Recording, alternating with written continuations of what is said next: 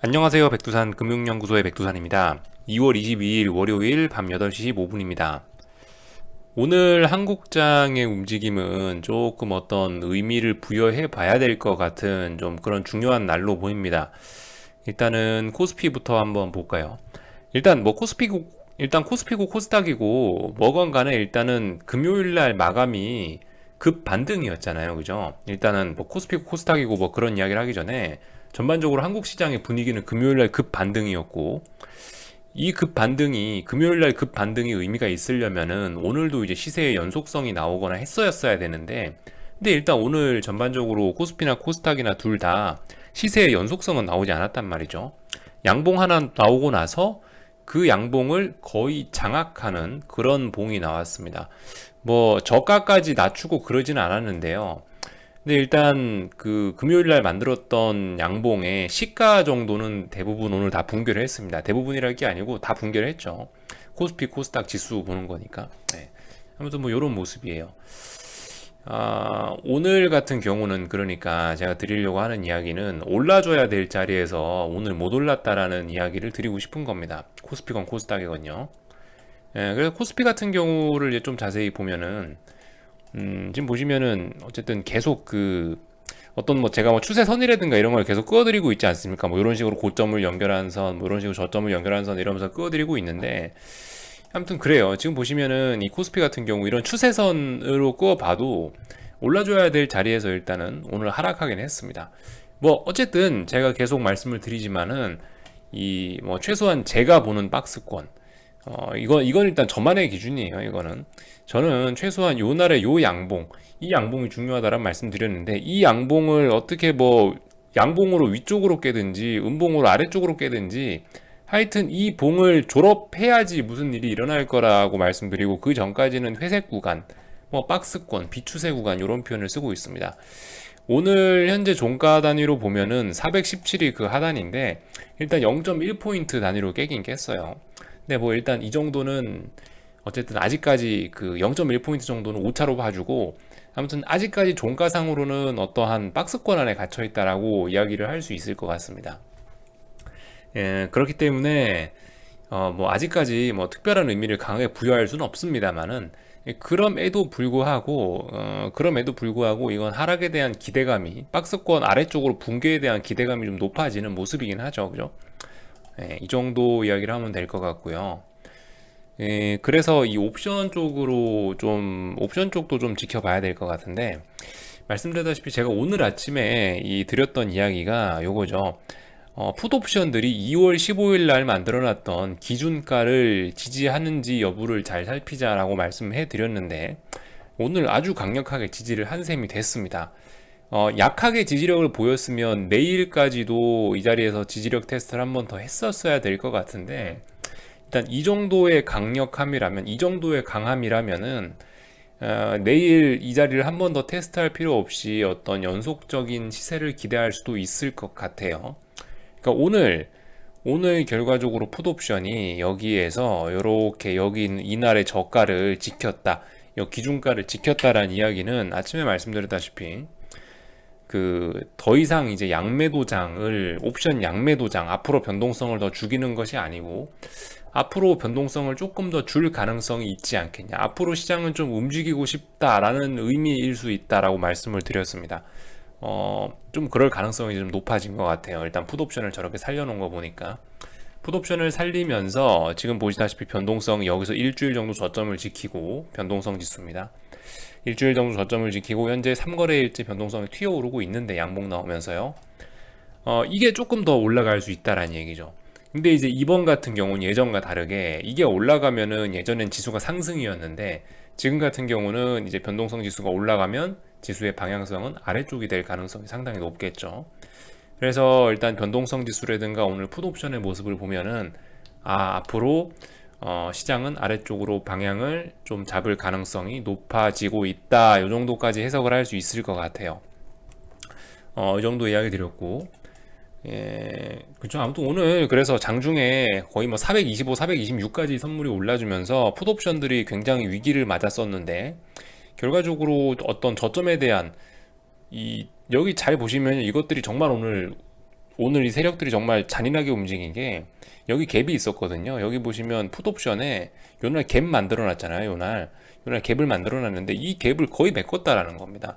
하여튼 참 아슬아슬하게 여기 있는 이 갭까지 거의 다 메꾸면서 이렇게 저점에 대한 테스트를 좀 멋지게 끝내놨고, 아무튼 연속성이 나오면은 이제 박스권은 탈피인데 어떻게 되려나는 일단 좀 지켜봐야 되겠죠. 아무튼 뭐 요런 이야기 드렸고, 그 고버스 같은 경우도 오늘 아슬아슬하게 그래서 어떤 테스트들을 다 잘 한 거죠.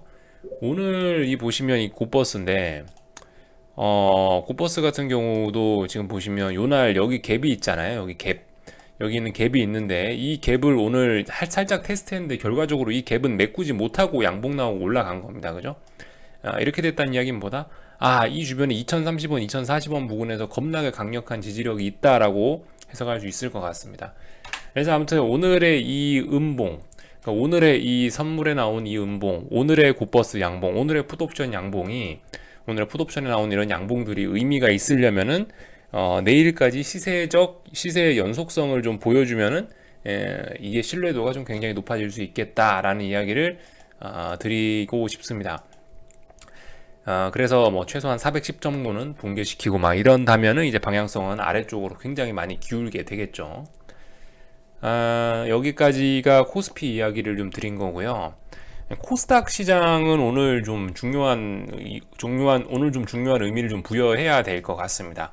코스닥 시장 같은 경우는 특히 코스닥 시장 같은 경우는 이 코스닥 시장은 분석 기준이 그러니까 코스닥 종합 지수가 아니에요. 코스닥 종합하고 코스닥 150은 완전 다른 시장이기 때문에 코스닥 이야기하는 건 기본으로 코스닥 150인데 이건 코스닥 150 선물이고요.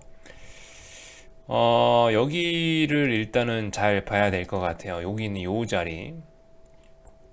자리가 굉장히 중요한 자리입니다. 코스닥 150 지수 기준으로 이 자리 굉장히 중요한 자리인데, 이 자리를 돌파하면서 한번 쉬어갖고 지지하고 오르고 나서 한번 반등 주고 하다가 이제 지금 두 번째 밀린 거죠. 그러니까 이 두 번째 밀렸기 때문에 신뢰도도 조금 있는 겁니다. 오늘의 음봉은요. 아무튼 뭐 이런 모습. 그래서 이 자리가 굉장히 중요한 이 자리를 지켜야지만 추세가 살아있는 건데, 이 자리가 깨지면은 추세가 붕괴됐다고 볼 수 있는 넥라인이라고 할 수가 있겠습니다. 근데 여기가 오늘 이제 두 번째로 붕괴가 됐습니다. 상당히 신뢰도가 좀 있어 보이고, 코스닥은 추세가 죽었다라고 이야기를 해도 될 것 같아요. 코스닥 추세 죽은 거죠. 이렇게 되면은 뭐 할 수 있겠죠, 그죠? 이제는 좀 안전하게 뭔가를 할 수 있을 겁니다. 인버스를 좀 할 수 있을 것 같아요. 어쨌든 말씀드리지만 할 거면 강하게 하시라, 강하게 하는 게 좋을 것 같다, 뭐 이런 이야기 정도 계속 드리고 있습니다. 코스닥 시장 같은 경우는 지금 어쨌든 좀 보셔야 될 게, 조금 좀 더 자세히 보자면은 코스닥 지수 같은 경우는 이제 조금 자세히 보면은 현재 오늘 아랫꼬리가 살짝 달렸는데 이 자리에 아랫꼬리가 달린 겁니다. 그 자리가 어디냐면 9월 16일 날 만들었던 고점 자리를 기준으로 해서 여기서 살짝 지지력이 나온 거예요. 근데 제 생각에 이거는 지지력을 이야기하기가 어려울 것 같습니다. 이건 그냥 붕괴가 되긴 될 것 같아요. 그래서 지금 그나마 이제 중요한 자리가 여기 있는 이 자리, 9월 16일 날 고점 자리가 중요한 자리인데, 근데 이제 이거를 사실상 붕괴됐다라고 본다고 한다면은 어디까지 별 지지력이 없냐면은 거의 한 여기까지는 지지력이 별로 없습니다. 그러니까 요만큼은 거의 뭐 무주공산이다. 여기는 거의 매물대가 없다, 지지력이 없다라고 봐도 무방할 것 같아요. 이게 지금 코스닥뿐만이 아니고 코스피도 그렇고 웬만한 종목들이 다 그렇습니다. 왜 그러냐면 결과적으로 작년 11월, 12월에 이렇게 많이 올랐잖아요. 굉장히 급등했었잖아요. 급등은 뭐다? 급등이라는 거는 매물대도 없고 뭐 지지력도 저항도 없고 아무것도 없다는 얘기입니다. 스무스하게 올라왔다는 얘기인데, 스무스하게 올라온 자리는 스무스하게 내려올 가능성이 높은 자리죠. 그래서 이런 부분 같은 경우는 매물대가 없고, 그나마 어떤 의미 있는 의미 있는 지지력을 찾으려면은 뭐 여기나 아니면 여기 정도의 좀 의미 있는 뭐 그런 게 있다라고 볼 수 있을 것 같습니다. 근데 문제는 이 자리, 그나마 그죠? 이 자리 정도가 좀 중요한데, 이거 붕괴되면은 밑으로는 참고로 아무것도 없다, 그죠? 여기 밑으로는 작년 3월 저점까지 특별한 거 없다라는 이야기. 그래서 오늘 좀 추세를 붕괴시킨 기념으로 해서 좀 큰 그림을 좀 살짝 봤고요.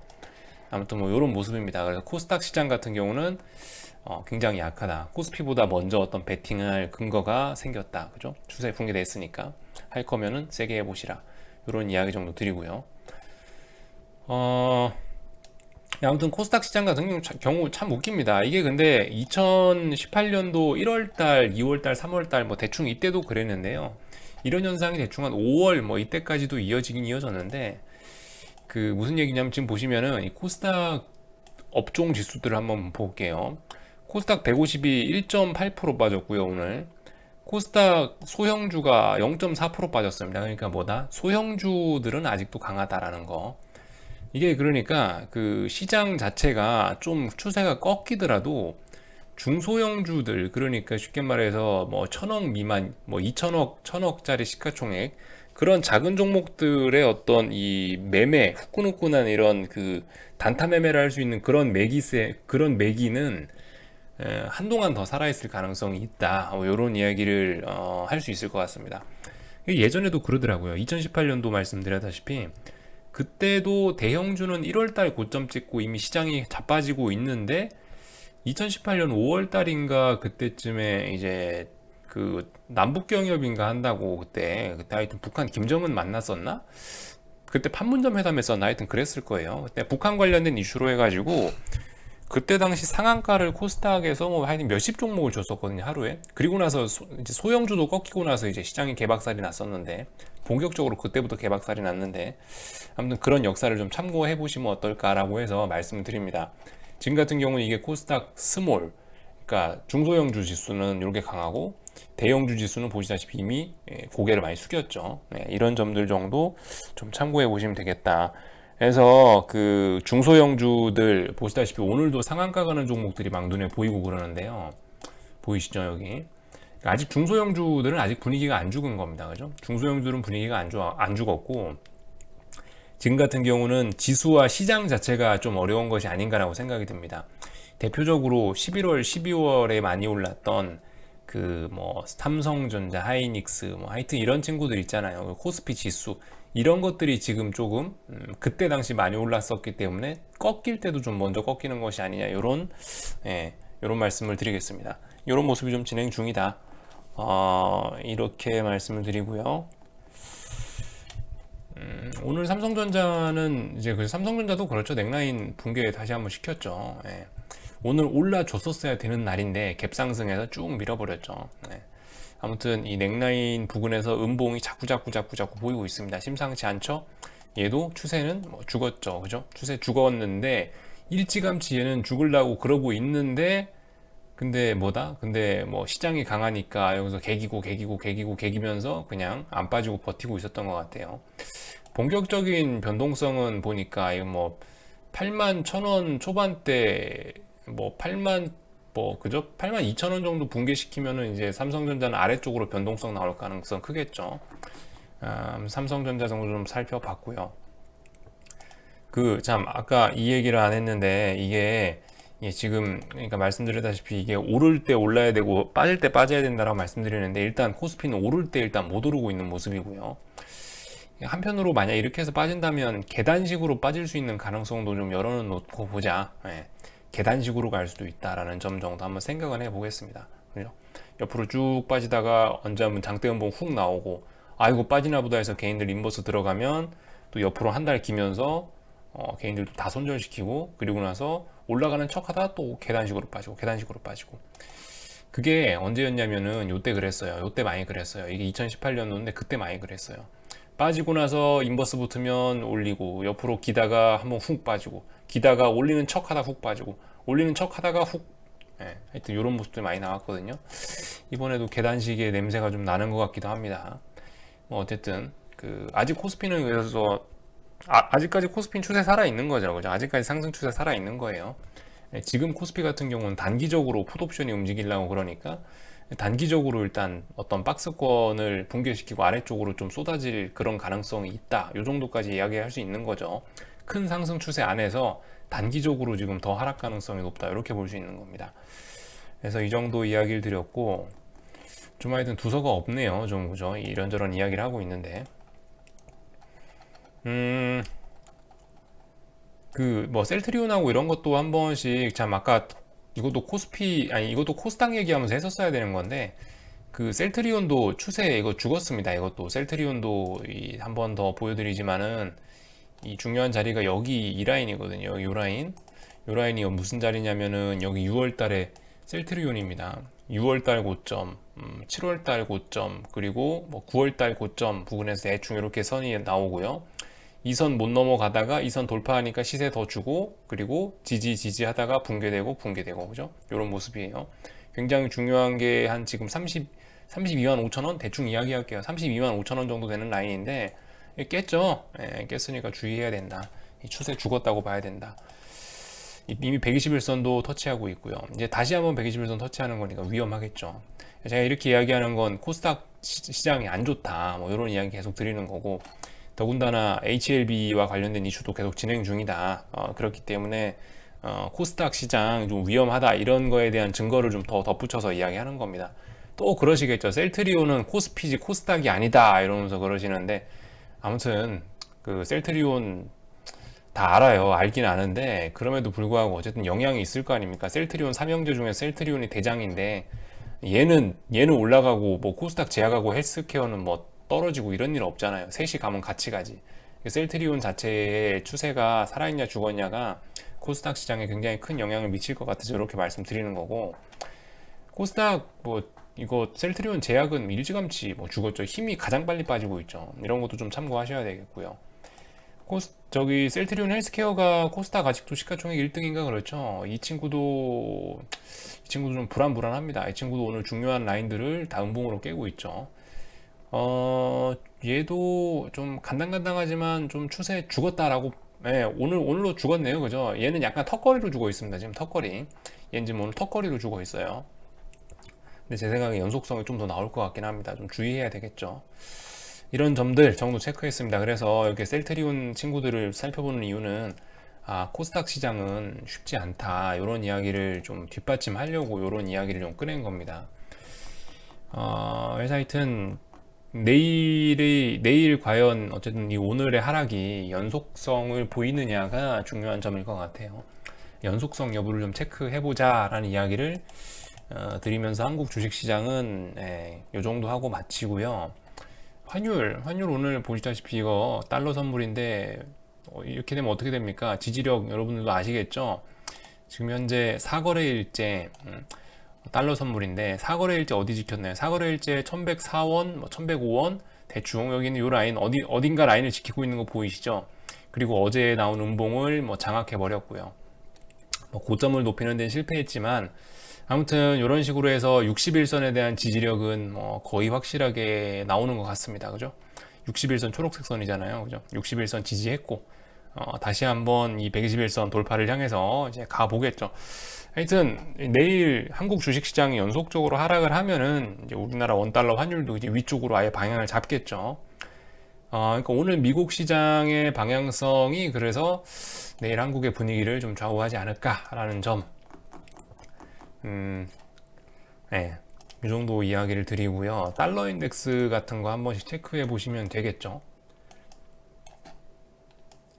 달러 인덱스도 그러니까 만약에 오늘 밤에 미국이 뭔가 분위기가 싸하고 안 좋고 내일도 코스피가 연속적으로 한국 시장이 좀 안 좋고 그렇다면은 오늘 밤에 달러 인덱스가 아마 좀 뭐 상승을 하거나 낙폭을 많이 줄이거나 하지 않을까 싶습니다.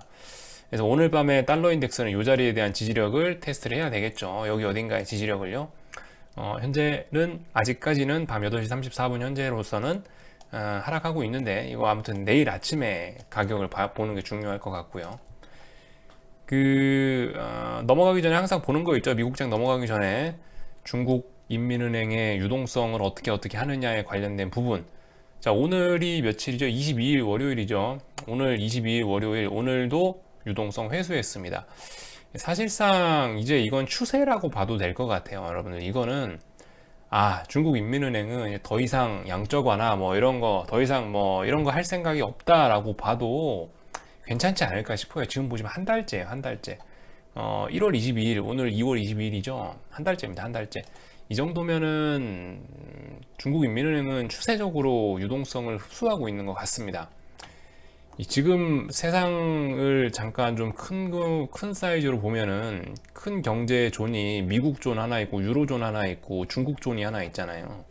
지금 가장 강한 게 중국 존인데 중국 친구들이 강하게 회복을 하면서 그나마 좀 꺼져가는 세계 경기를 좀 살려주고 있는 이런 느낌이 있는데 이 친구들이 지금 지만 잘 나간다고 여기서 지금 유동성을 흡수해버리고 있는 점을 이런 상황이다라는 걸 좀 큰 틀에서 좀 확인하고 넘어가셔야 될 것 같아요. 이건 이제 거의 추세적으로 줄이는 것 같고, 오늘 이러면서 이제 콜금리도 뭐 소폭 상승했다, 뭐 이런 이야기가 나오고 있죠. 네. 그러니까 지금 제가 봤을 때 코스피가 요즘에 이상하게 오를 자리에서 못 오르고 자꾸 평상시하고 다르게 뭔가 비실비실하고 이런 모습이 결과적으로 이것 때문이 아닌가 싶어요. 대충 비슷하거든요, 날짜가. 1월 22일쯤부터 이제 본격적으로 유동성이 좀 멈췄는데, 대략적으로 코스피가 좀 멈춘 게 대략적으로 이 시점이죠. 이때, 요 구간이, 요 날이 25일입니다. 여기가 21일, 22일. 대충 그러니까 이 구간에서부터 멈췄잖아요. 이게 딱 그 유동성 흡수한 그 시기하고 일치하거든요. 그러니까 제 생각에 한국은 이거의 영향을 굉장히 크게 받고 있는 게 아닌가라는 생각을 좀 조심스럽게 해보고 있고, 거기에 더해서 1월 5일 날 그 블루웨이브 때문에 미국 상원을 민주당이 싹 쓸어 먹어서 그때부터 달러 강세가 시작됐던 것도 역시나 이 한국 코스피에 굉장히 악재로 다가오고 있고요. 그죠?